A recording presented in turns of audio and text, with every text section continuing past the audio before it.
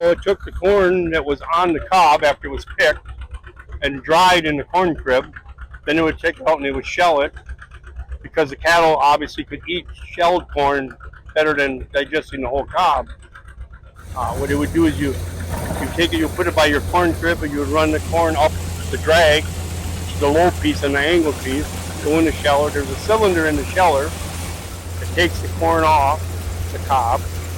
Then there's some sieves in there that separate the cobs from the corn. Then there's actually a reclaim, or if there's anything that misses, it goes back around one more time, cleans it up.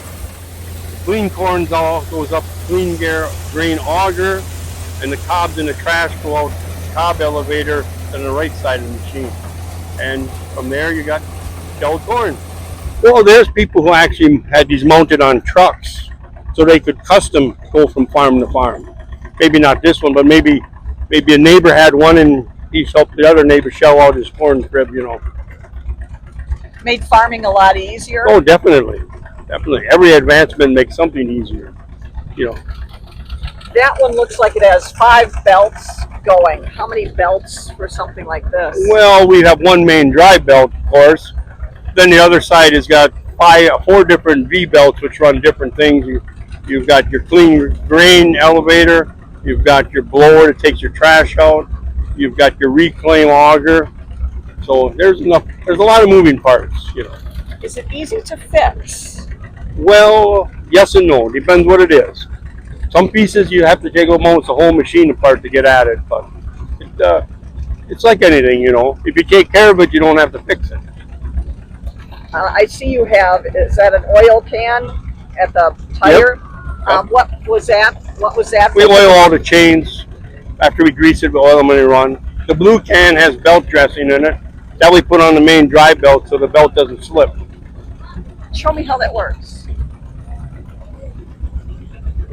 Does the belt have to be moist or lubricated as well? Well, it's not lubricated.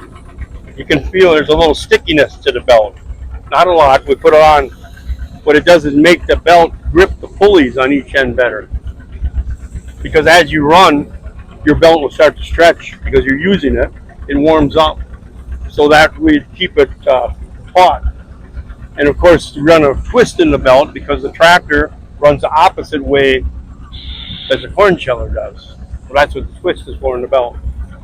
What was the first time, how young were you when you started working on these? Well, I'm not saying working on these. John Deere's been in my blood since I've been 10 days old. I got my first toy tractor, John Deere, for Christmas when I was 10 days old. So I guess it stuck with me. My dad had John Deere tractors, and when he did farm, he farmed, quit in 1960.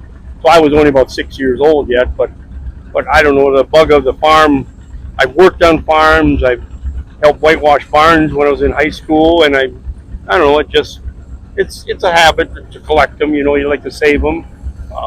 Like this machine too, and like the thrash machine I own at home. There's a lot of moving parts, and I like things moving, and people get a kick out of watching chains moving, things moving. Of course, one of the questions you always get is, what would OSHA say about this? Well, you learn not to put your finger where it shouldn't be.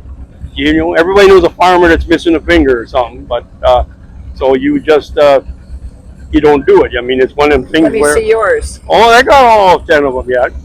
And my dad was a carpenter too, so we didn't saw any off. So, but no, I mean it's like anything. Common sense is what it takes, and if OSHA did happen to be around back then, we maybe would be still taking off the cob by hand, But I mean, it's anything. Safety, accidents happen, but that's why they're called accidents. Just the ingenuity behind the whole thing has to be so impressive. Right. I mean, you obviously have an elevator taking the corn in. The cylinder removes it.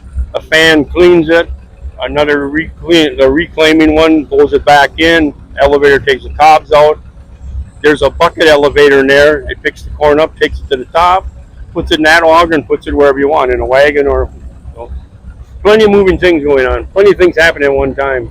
What does it mean? Is that Perfection number 2? What is Perfection was a company that would build waders and augers that were used mainly on thrashing machines. So it just so happened that piece, because John Deere used perfection on their trash machines too, it fit the bill to auger the corn away from the machine when it was done. When it says shoe strokes 202 per Yep. minute, what is shoe strokes per minute? The shoe is the piece in the sheller that's cleaning the corn. It shakes back and forth. It shakes the corn down over a series of holes, and the corn drops through, and the trash goes over the top. So, and because it's a rhythm to get the cobs to move. 202, particularly on this machine, is the best rhythm for that to do that. So, and then, like I say, the fan is helping blow that across. And when it all gets said and done, it all ends up in an auger over there and back and out.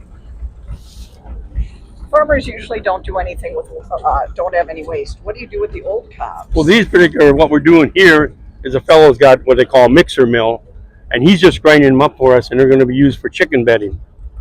It doesn't pay to have it and let it sit in the shed. You know, people want to see it. You know, that's why we brought it here. Normally the show is stagnant, kind of. I mean, just sitting there, and well, I don't know.